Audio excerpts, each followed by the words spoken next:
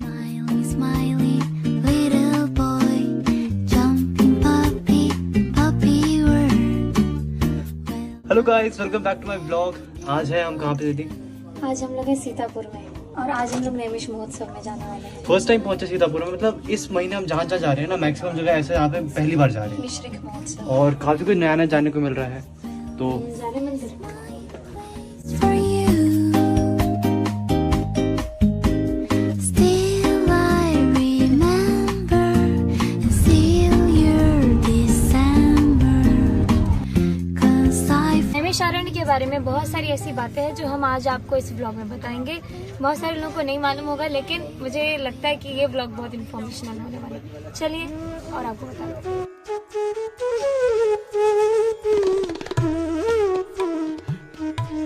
तो सबसे पहले हम लोग पहुंचे हैं ललिता देवी मंदिर में, और इस मंदिर की, इस स्थान की बहुत बड़ी बातें हैं जो मुझे अभी गाड़ी में थोड़ा सा ब्रीफ में पता चला है, लेकिन पंडित जी जिनसे हम मिलने के लिए जा रहे हैं वो हमें पूरा अच्छे से बताएंगे। तो आप बने रहिए इस ब्लॉग में।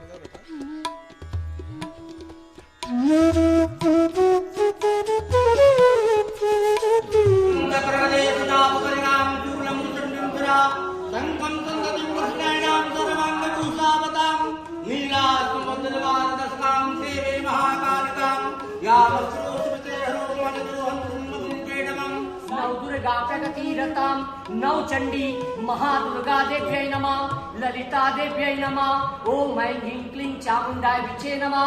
सभी लोग अपने मन में अपना नाम स्मरण करिए, माता रानी से प्रार्थना करिए कि हे माँ जगदम्बा, आज के दिवस में हम आपका दर्शन कर रहे हैं। जब हम माता का दर्शन करते हैं तो हमें पूर्ण शक्ति प्राप्त हो जाती है। क्यों प्राप्त हो जाती है? क्योंकि ये आरण्य है। आरण्य माने जंगल होता है, और जब माँ ने नैमी को स्थित कर दिया तब इसका नाम नैमिषारण्य पड़ गया। माँ का जब दर्शन करते हैं जैसे पूर्ण शक्ति प्राप्त होती है। आधे शरीर में माता गौरी, आधे शरीर में भगवान शिव, और बीच में गणपति का हम दर्शन करते हैं। जब गणपति का दर्शन करते हैं तो नैमिषारण्य में 4 गुना फल प्राप्त हो जाता है, और 4 गुना फल तब प्राप्त होता है जब हम माता रानी का पूर्ण फल प्राप्त करते हैं और पुष्प चढ़ा करके अपने मन में ही माता रानी को हम अपना नाम स्मरण करते हैं। और जब नाम स्मरण करते हैं तो माँ भगवती प्रसन्न होकर के धन, पुत्र, लक्ष्मी, वैभव, कीर्ति, यश तथा प्रतिष्ठा में प्राप्ति होती है, और शरीर के सभी रोग पीड़ाएं सब शांत हो जाती हैं। इसलिए बड़ी श्रद्धा के साथ हम माता रानी का पुष्पांजलि करते हैं। बोलिए बाबा बोल सके दरबार की जय। नमस्कारम भाताम जिगरतैताम परमंतनत्राम रत्नवराम जिगराम विष्णुजननी करातापम पादापकं भावे लंकाराढ्यम ज्ञानं जलं ललिता तस्मै भगवती।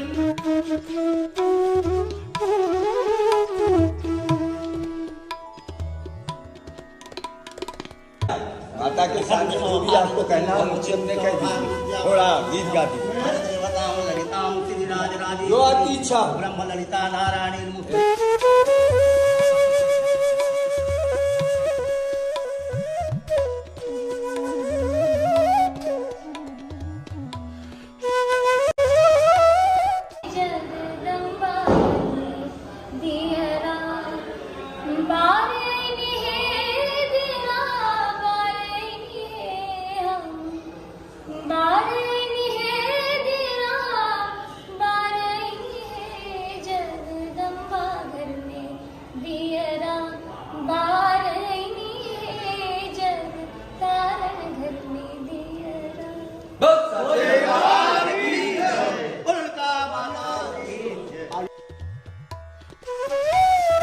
माँ ने जो शिव को धारण किया, जो है 10 महाविद्या शिवलिंग।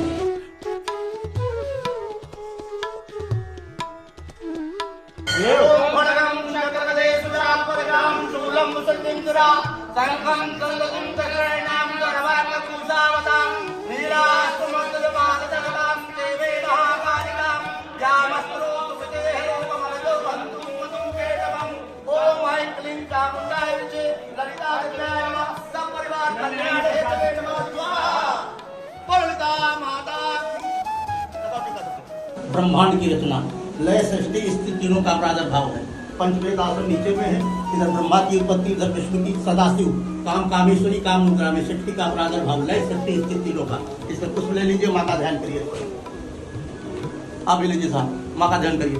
ओम विष्णु सृष्टि विला हेतु भूता विश्वेश्वरी नगलाम प्रादास ललिते तपोर्णाम कामेश्वरी कमलेश महेश्वरी संभवी भी जगज्जननीं पारित भागदेवतीत भागासु उपदेशुरीत या श्लोक पंचमी ललितांबिकां सौभाग्यसु ललित पठित प्रभात तस्मै सर्वमंगल मांगल्ये शिवे सर्वार्थ साधिके शरणे त्र्यंबिके गौरी नारायणी नमोस्तुते मंत्र पुष्पम माल्यां समर्पयामि नमः। ओ ललिता माता की पुष्टा दीजिए।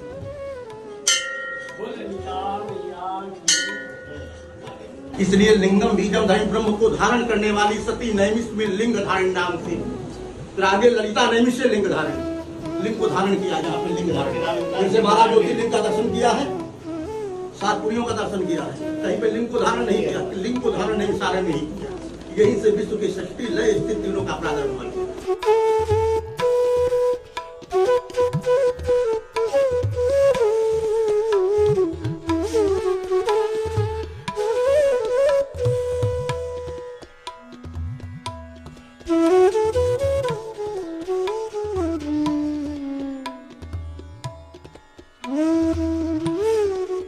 तो अभी हम लोग पहुंचे हैं चक्र तीर्थ पर और यहाँ के चक्र यहीं आके गिरा था। चक्र यहीं पर आकर के गिरा था, ब्रह्मा जी का चक्र। और उन्होंने ये कहा, जब लोगों ने ये पूछा था कि हम कहाँ पे पूजा करें, क्योंकि उस समय ऐसा था कि पूजा करने पर बहुत सारे उत्पाद मचा रहे थे जो राक्षस लोग थे। तो ब्रह्मा जी ने इसका ये एक निवारण दिया कि जहाँ पे ये चक्र मेरी रुकेगी वहीं पे आप सभी लोग बैठ के पूजा कर सकते हैं। वर्ल्ड का सेंटर भी है और ये पूरी दुनिया का ये सेंटर बिंदु है, सेंटर बिंदु है, केंद्र बिंदु है। और ये हम लोग क्या ही आज सुंदर दिन है जो हम लोग ये सभी चीजें देख पा रहे हैं, जो मतलब बहुत दुर्लभ चीजें हैं ये पूरा तीर्थ यात्रा करना।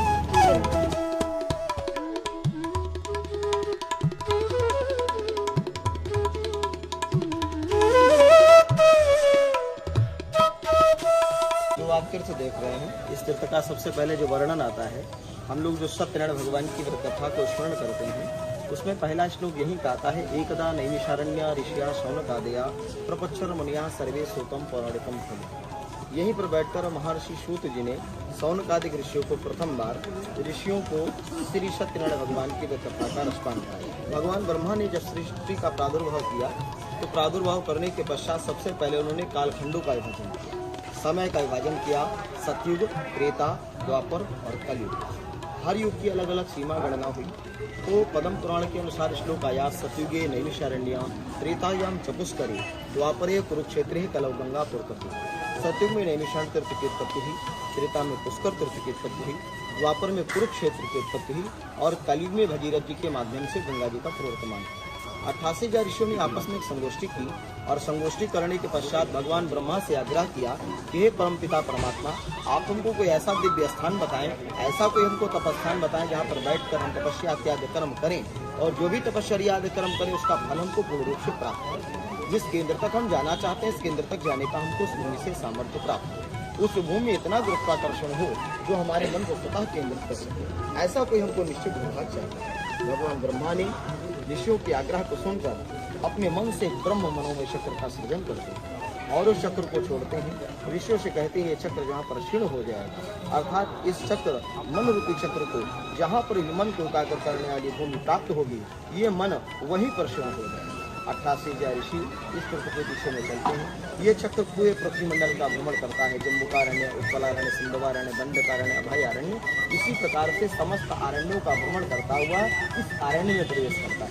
जैसे इस आरण्य में प्रवेश करता है, इसकी शक्ति एकाएक पृथ्वी पर क्षीण होती है, इतने वेग से क्षीण होती है कि इसमें पातालों का भेदन प्रारंभ होता है। ऋषियों ने देखा इस प्रकार से अगर ये शक्ति पृथ्वी का भेदन करेगी, पातालों का भेदन करेगी, जो पृथ्वी की शक्ति है, गुरुत्वाकर्षण जो शक्ति है वो नष्ट हो जाएगी। पुनः भगवान ब्रह्मा का आवाहन किया। भगवान ब्रह्मा से कहा जो आपने शक्ति छोड़ी हो तो रसातल में प्रवेश कर चुकी है, उसे रोकने का कोई उपाय करें। भगवान ब्रह्मा ने कहा ये शक्ति है, इस शक्ति को केवल आदिशक्ति ही धारण कर सकती है। आप रुक जाइए, नैमिषारण्य में ही एक परारूपी शक्ति है, वो तपस्या के रूप में निवास कर रही है। आप लोग उस शक्ति का जागरण करते हैं। ऋषि लोग यहाँ पर आते हैं, माँ का आवाहन करते हैं, या देवी सर्वभूतेषु शक्ति रूपेण संस्थिता नमस्तस्यै नमस्तस्यै नमस्तस्यै नमः। ऐसा जब आवाहन होता है तो ऋषियों का मन हृदय अत्यंत द्रवित होता है। तो दुर्गा सप्तशती में आता है हृदय ललिता देवी। हृदय की नाम की शक्ति का, हृदय की रक्षा करने वाली शक्ति का नाम है ललिता देवी। इस नैमिषारण्य तीर्थ में आपको और आपका समस्त परिवार सहित आपका हार्दिक स्वागत वंदन है और भगवान नारायण से कामना आपकी ख्याति देश विदेश चारों तरफ सूर्य के प्रकाश की तरफ से।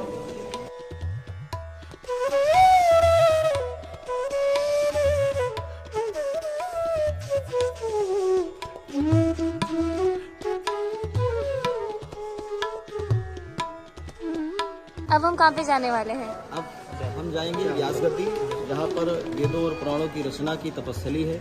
मानव सृष्टि का उद्गम स्थल है, जो इस पृथ्वी के सबसे पहले पुरुष हुए मनु और इस पहली स्त्री हुई शत्रुपा।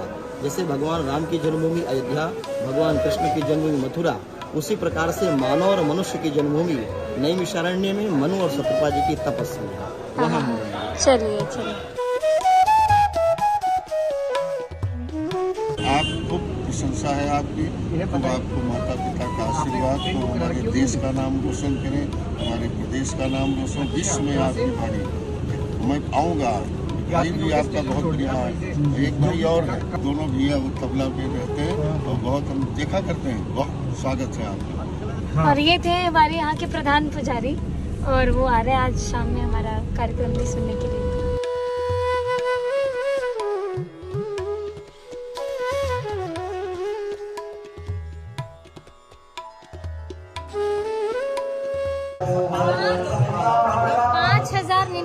वर्ष पुराना वृक्ष।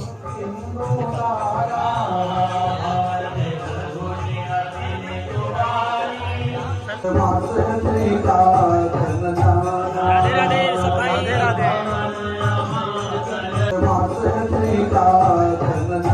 राधे राधे सफाई, राधे राधे।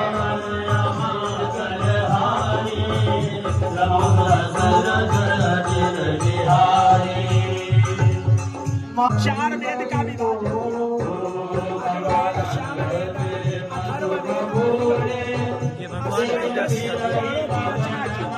सत्यनारायण स्वामी का व्रत कथा वर्णन किया। 88,000 ऋषियों को समस्त वेद पुराण शास्त्रों का ज्ञान उपदेश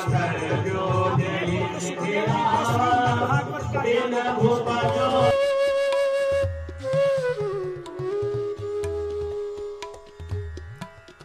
सारे इम्पोर्टेंट जगह यूपी में धार्मिक वो बनाया। ये खाली मतलब बिल्डिंग से तो सब मान्य अलग चीजें हैं। ये पहले कच्चा हुआ करता था, ये पंडित जी बताएंगे। बस शाम को नहीं, हाँ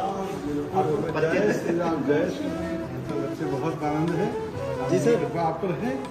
हाँ, और ऐसे ही आगे बढ़ते रहे, यही आशीर्वाद भी है। और पहला नाम था माहेश्वती, अयोध्या जी का पहला नाम माहेश्वती था।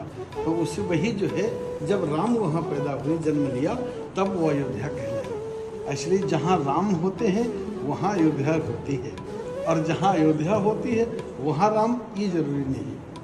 ये राम जहाँ जहाँ रहते हैं, एक अयोध्या यहाँ है, एक अयोध्या वहाँ है, एक हरिव्यापक है।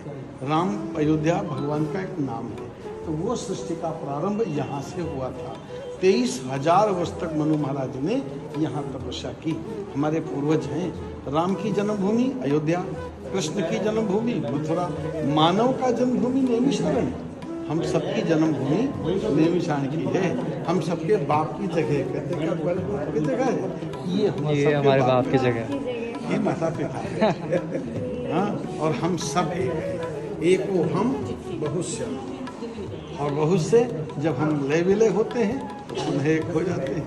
तो वो ये प्रथम भूमि है। संसार की रचना यहाँ से हुई। ये ऐसे महाराज मनु तक किया था।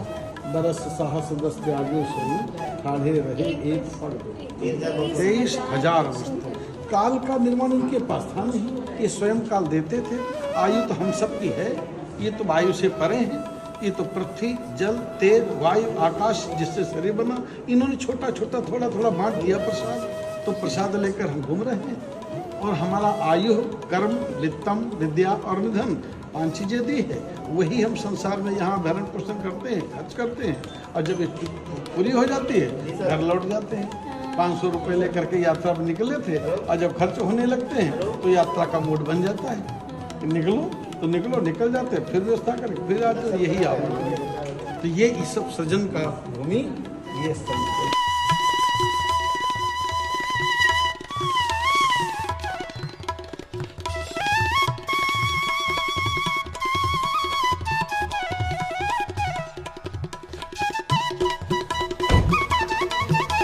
हम पहुंच चुके हैं हनुमानगढ़ी। पूरे भारत में 3 हनुमानगढ़ी हैं और यहाँ पे नैमिषारण्य में हनुमान जी खड़े हैं, अयोध्या जी में हनुमान जी बैठे हुए हैं और प्रयागराज में आपने एक ब्लॉग में देखा होगा, हम लोग गए थे वहाँ पे हनुमान जी बैठे हुए हैं।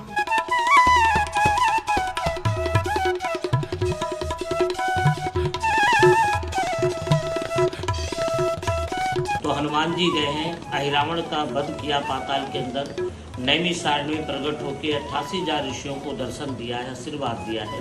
वही ये दर्शन है। एक कंधे पे भगवान राम, दूसरे कंधे पे लखनलाल और पैरों के नीचे ब्लैक दिखता अहिरावण। जिस किसी के ऊपर शनि राहु के मंगल दशा लग जाती है तो शनिवार और मंगलवार को बाबा केवल घी सिंदूर का अभिषेक कराने से वो ग्रह कष्ट नहीं देते, ऐसा विशेष महत्व है। ये दक्षिणमुखी स्वयंभू दर्शन है। वैसे तो 3 हनुमानगढ़ी है, अयोध्या जी में बैठे हुए, प्रयागराज में लेटे हुए और नैमिषारण्य में खड़े हुए, लेकिन तीनों में स्वयंभू दर्शन आंजनेय स्वामी का।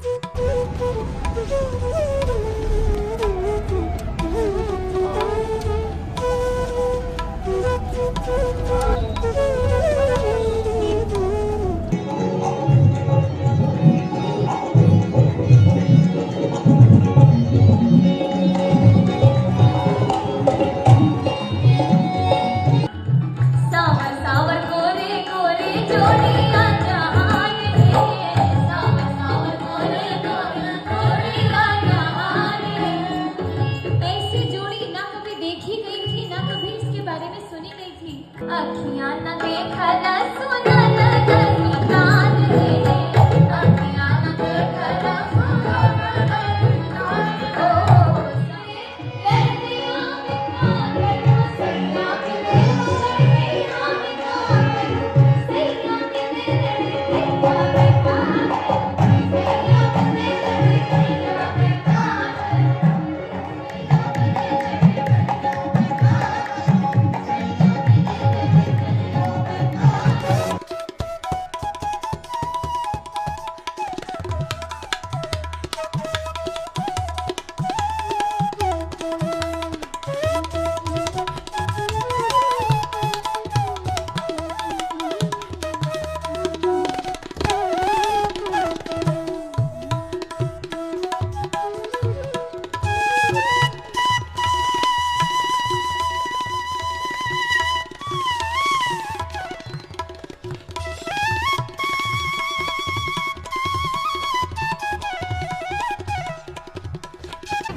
तो पुनः फिर आइएगा।